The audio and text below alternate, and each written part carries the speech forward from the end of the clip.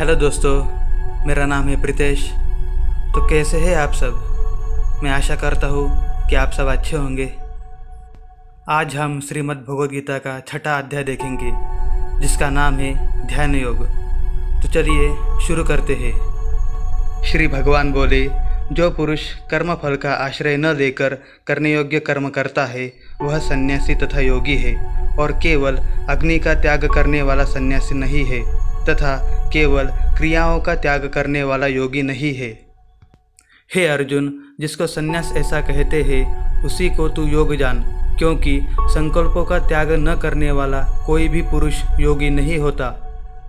योग में आरूढ़ होने की इच्छा वाले मननशील पुरुष के लिए योग की प्राप्ति में निष्काम भाव से कर्म करना ही हेतु कहा जाता है, और योगारूढ़ हो जाने पर उस योगारूढ़ पुरुष का जो सर्व संकल्पों का अभाव है वही कल्याण में हेतु कहा जाता है। जिस काल में न तो इंद्रियों के भोगों में और न कर्मों में ही आसक्त होता है, उस काल में सर्व संकल्पों का त्यागी पुरुष योगारूढ़ कहा जाता है। अपने द्वारा अपना संसार समुद्र से उद्धार करे और अपने को अधोगति में न डाले, क्योंकि यह मनुष्य आप ही तो अपना मित्र है और आप ही अपना शत्रु है। जिस जीवात्मा द्वारा मन और इंद्रियों सहित शरीर जीता हुआ है, उस जीवात्मा का तो वह आप ही अपना मित्र है, और जिसके द्वारा मन तथा इंद्रियों सहित शरीर नहीं जीता गया है, उसके लिए वह आप ही शत्रु के सदृश शत्रुता में बरतता है। सर्दी गर्मी और सुख दुखादि में तथा मान और अपमान में जिसके अंतःकरण की वृत्तियाँ भली भांति शांत है, ऐसे स्वाधीन आत्मा वाले पुरुष के ज्ञान में सच्चिदानंद घन परमात्मा सम्यक प्रकार से स्थित है, अर्थात उसके ज्ञान में परमात्मा के सिवा अन्य कुछ है ही नहीं। जिसका अंतःकरण ज्ञान विज्ञान से तृप्त है, जिसकी स्थिति विकार रहित है, जिसकी इंद्रियां भली भांति जीती हुई है, और जिसके लिए मिट्टी पत्थर और सुवर्ण समान है, वह योगी युक्त अर्थात भगवत प्राप्त है, ऐसा कहा जाता है। सुहृद मित्र वैरी उदासीन मध्यस्थ द्वेष्य और बंधुगणों में, धर्मात्माओं में और पापियों में भी समान भाव रखने वाला अत्यंत श्रेष्ठ है।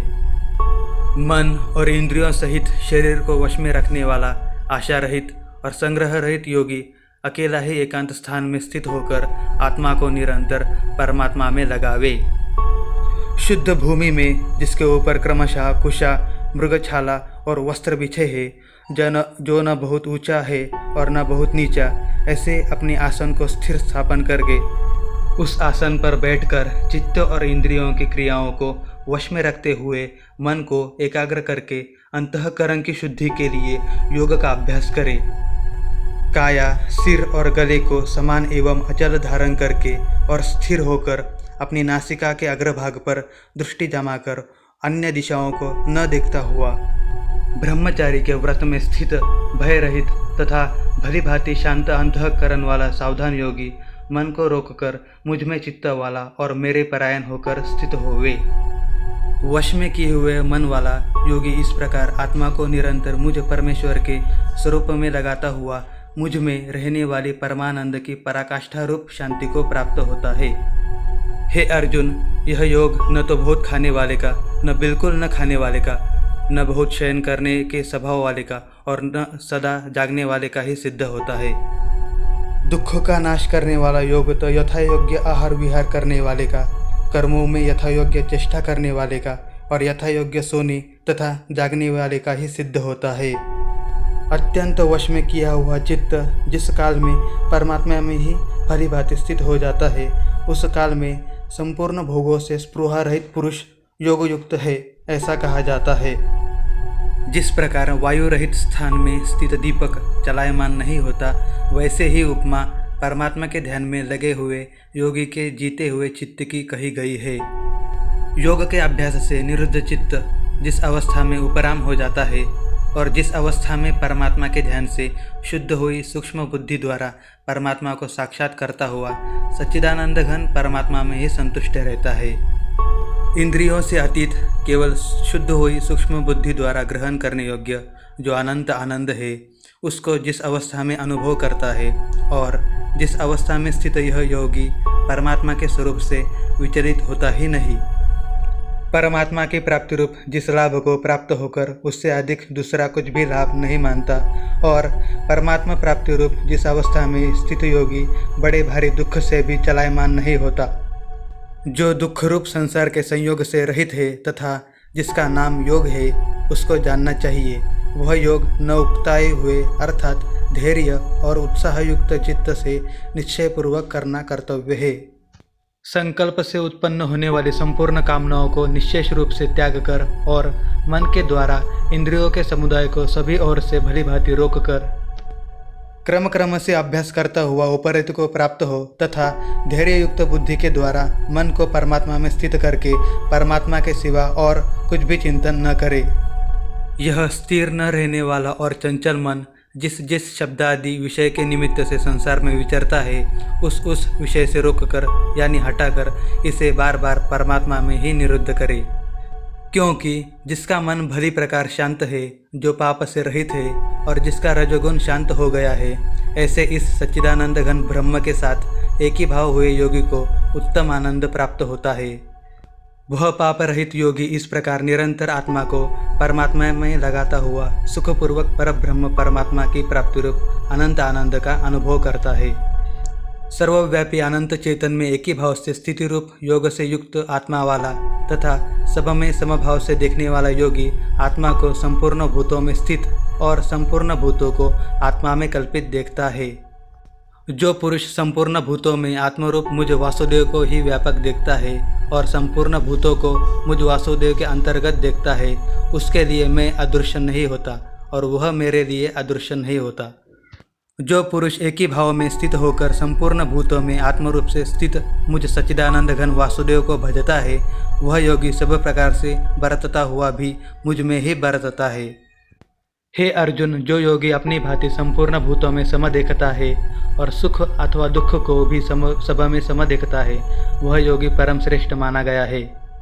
अर्जुन बोले, हे मधुसूदन, जो यह योग आपने समभाव से कहा है, मन के चंचल होने से मैं इसकी नित्य स्थिति को नहीं देखता हूँ।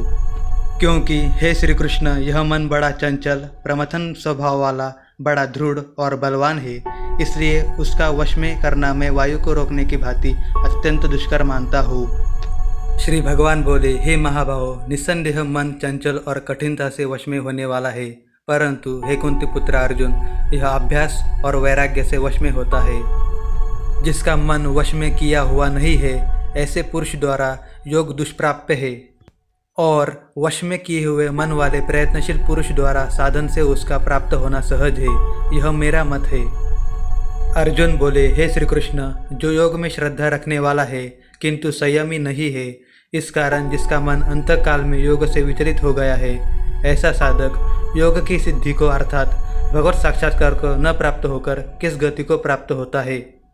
हे महाभाव, क्या वह भगवत प्राप्ति के मार्ग में मोहित और आश्रय रहित पुरुष छिन्न भिन्न बादल की भांति दोनों ओर से भ्रष्ट होकर नष्ट तो नहीं हो जाता?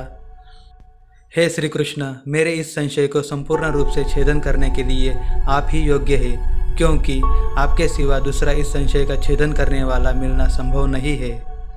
श्री भगवान बोले, हे पार्थ, उस पुरुष का न तो इस लोक में नाश होता है और न परलोक में ही, क्योंकि हे प्यारे, आत्मोद्धार के लिए अर्थात भगवत प्राप्ति के लिए कर्म करने वाला कोई भी मनुष्य दुर्गति को प्राप्त नहीं होता। योग भ्रष्ट पुरुष पुण्यवान के लोगों को अर्थात स्वर्गादि उत्तम लोगों को प्राप्त होकर उनमें बहुत वर्षों तक निवास करके फिर शुद्ध आचरण वाले श्रीमान पुरुषों के घर में जन्म लेता है। अथवा वैराग्यवान पुरुष उन लोकों में न जाकर ज्ञानवान योगियों के कुल में ही जन्म लेता है, परंतु इस प्रकार का जो यह जन्म है सो संसार में निस्संदेह अत्यंत दुर्लभ है। वहाँ उस पहले शरीर में संग्रह किए हुए बुद्धि संयोग को अर्थात समबुद्धि रूप योग के संस्कार को अनायास ही प्राप्त हो जाता है और हे कुरुनंदन, उसके प्रभाव से वह फिर परमात्मा की प्राप्ति रूप सिद्धि के लिए पहले से भी बढ़कर प्रयत्न करता है। वह श्रीमानों के घर में जन्म लेने वाला योग भ्रष्ट पराधीन हुआ भी उस पहले के अभ्यास से ही निस्संदेह भगवान की ओर आकर्षित किया जाता है तथा समबुद्धि रूप योग का जिज्ञासु भी वेद में कहे हुए सकाम कर्मों के फल को उल्लंघन कर जाता है। परंतु प्रयत्नपूर्वक अभ्यास करने वाला योगी तो पिछले अनेक जन्मों के संस्कार बल से इसी जन्म में संसिद्ध होकर संपूर्ण पापों से रहित हो फिर तत्काल ही परम गति को प्राप्त हो जाता है। योगी तपस्वियों से श्रेष्ठ है, शास्त्र ज्ञानियों से भी श्रेष्ठ माना गया है और सकाम कर्म करने वालों से भी योगी श्रेष्ठ है। इससे हे अर्जुन, तू योगी हो। संपूर्ण योगियों में भी जो श्रद्धावान योगी मुझ में लगे हुए अंतरात्मा से मुझको निरंतर भजता है, वह योगी मुझे परम श्रेष्ठ मान्य है। इस प्रकार श्रीमद् भगवद गीता का छठा अध्याय यानी ध्यान योग समाप्त हुआ। आपको यह वीडियो कैसे लगी मुझे कमेंट करके ज़रूर बताएं और अगर आप चैनल पर नए आए हैं तो इसे सब्सक्राइब करना ना भूलें। मिलते हैं अगली वीडियो में। जय श्री कृष्ण।